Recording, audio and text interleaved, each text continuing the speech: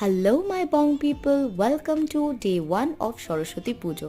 সরস্বতী পুজো যেহেতু এবারে দুদিন ধরে পড়েছিল, তাই দুদিনই প্রচণ্ড চুটিয়ে মজা আনন্দ করতে হবে। তাই সবার শুরুতেই স্নান টান করে আমি আমার বাড়ির সরস্বতী ঠাকুরের পুজোটা সেরে ফেলেছিলাম। তারপরেই রেডি হয়ে বেরিয়ে গেছিলাম একটু পাড়ার ঠাকুরগুলো দেখতে।